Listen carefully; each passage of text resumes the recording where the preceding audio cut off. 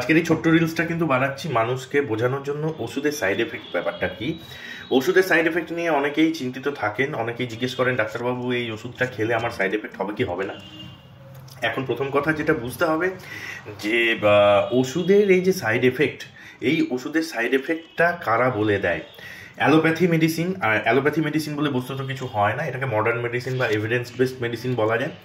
এই ওষুধগুলো যারা প্রস্তুত করে, সেই ওষুধ প্রস্তুতকারক সংস্থা এবং যারা রিসার্চ করে, তারাই কিন্তু যখন ওষুধটা তৈরি করে তখন তারাই কিন্তু এই বিভিন্ন সাইড এফেক্টগুলো গবেষণার মাধ্যমে আবিষ্কার করে রাখে যে এই ওষুধটা খেলে এই এই ধরনের সাইড এফেক্ট হতে পারে, এই ওষুধটা ওই ওষুধের সাথে খাওয়া যাবে না, এই ওষুধটা যদি শারীরিক এই অবস্থা থাকে তাহলে খাওয়া যাবে না।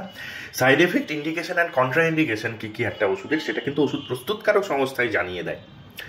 তাহলে এটা আপনার সাথে বেশি জাস্টিফিকেশন দেখানো হলো, নাকি একটা ওষুধ যার কোনো প্রমাণ নেই, যার কোনো স্টাডি নেই, যার কোনো এভিডেন্স নেই, তারা জাস্ট বলে দিল যে আমাদের ওষুধে কোনো সাইড এফেক্ট নেই, সেটা বেশি ভরসাযোগ্য হলো?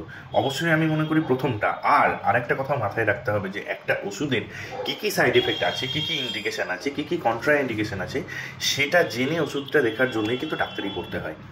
হাতুড়ে আর ডাক্তারের মধ্যে এটাই পার্থক্য।